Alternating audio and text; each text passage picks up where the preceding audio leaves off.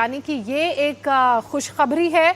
अब एक बार फिर से ऑगर मशीन से ड्रिलिंग के काम को शुरू किया जाएगा, लेकिन ऑगर मशीन के प्लेटफॉर्म को भी जो डिस्टेबलाइज हो गया था अमित, उसे भी स्टेबलाइज कर लिया गया है। यानी कि अब जल्द ही ड्रिलिंग का काम शुरू हो जाएगा। जो लास्ट के 10 मीटर की ड्रिलिंग रह गई है वो भी आराम से हो सकती है।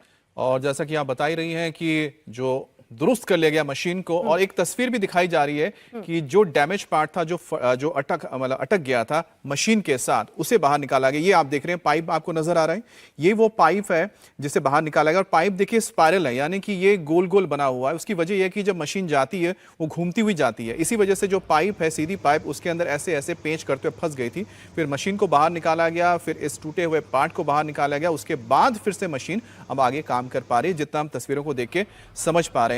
अब ये होगा कि जब मशीन ठीक हो गई है, अब धीरे धीरे काम करना शुरू करेंगे, और करने के बाद हम उम्मीद की जा रही है कुछ और घंटों बाद ये सक्सेसफुली जब ड्रिल हो जाएगा, उसके बाद फिर जो पाइप है इंसर्ट किया जाएगा। पाइप इंसर्ट करने में भी वक्त लगता है, तो कुल मिलाकर मान के चलिए 10-12 घंटे लगेंगे अब इस पूरे रेस्क्यू ऑपरेशन में।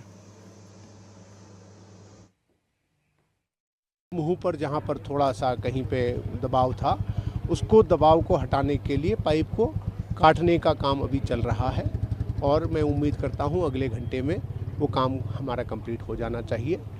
वो कंप्लीट हो जाने के बाद फिर हम जो हमारी नॉर्मल प्रक्रिया है ऑगर ड्रिलिंग की, उसके लिए अपनी तैयारी करेंगे। मशीन में ऑगर भेजेंगे, वेल्ड करेंगे नया हिस्सा, और फिर जोड़ करके नई ड्रिलिंग शुरू करेंगे। उसमें हमारे लिए एक बहुत बड़ा पॉजिटिव है, जैसे मैं कह रहा था पहले कुछ साथियों से आपके, कि पार्सन्स कंपनी ने ग्राउंड पेनिट्रेशन रडार से जो स्टडी की है, उसमें हमने ये पाया है कि अगले 5 मीटर तक 45 के बियॉन्ड कोई मेटेलिक ऑब्स्ट्रक्शन नहीं है। इसका मतलब साफ है कि हमारी जो ड्रिलिंग है वो स्मूथ होनी चाहिए, क्योंकि जो मैं कह रहा था, जब हम पुराना मलबा निकाल रहे थे, उसमें हमें 2 मैंगल्ड पाइप्स, बिल्कुल ही घूमे हुए मुड़े हुए पाइप्स मिले हैं। इसका मतलब पहले वो कहीं हमारे लिए उलझन कर रहे थे। अब हमारी उम्मीद काफ़ी अच्छी बनी हुई है, और हम आशा करते हैं कि हम आज शाम तक। सुना आपने किन किन मुसीबतों का, किन किन बाधाओं का सामना करना पड़ रहा है, लेकिन इन बाधाओं को पार पाके एक बार फिर से ड्रिलिंग का काम शुरू होगा। आपको बता दें कि अब तक टनल के अंदर 46.8 मीटर की ड्रिलिंग का काम पूरा हो चुका है। मशीन भी अब ठीक हो चुकी है, और दोबारा ड्रिलिंग का काम कभी भी शुरू हो सकता है।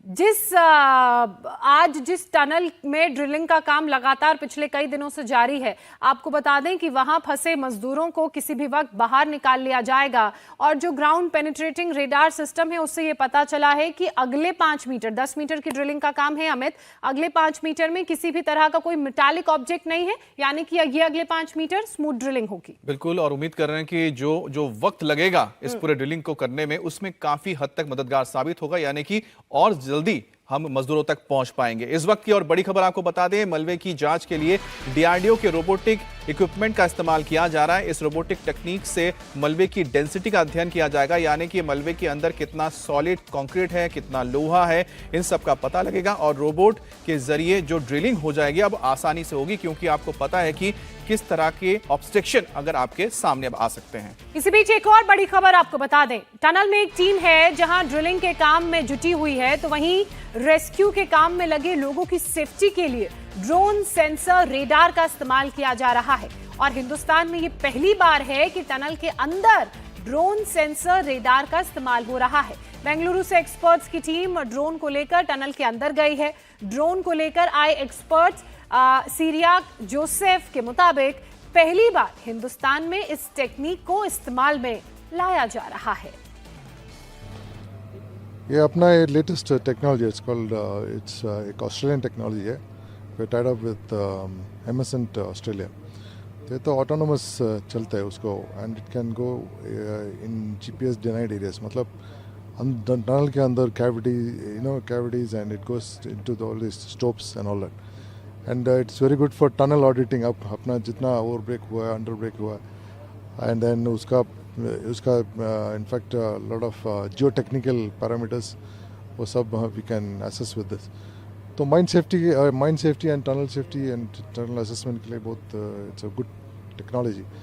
बट ऐसा वाला काम डिजास्टर मैनेजमेंट के लिए अभी पहली बार we are using this technology and it is you can very closely monitor that.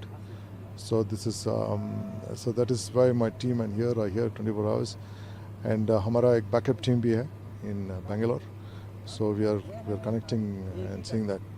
So that is what is the plan here to take it forward.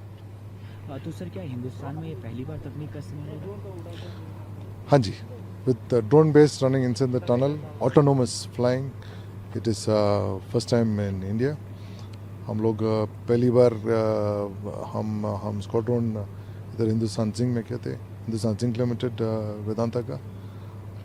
they were the pioneers in adopting this technology उनका minds में.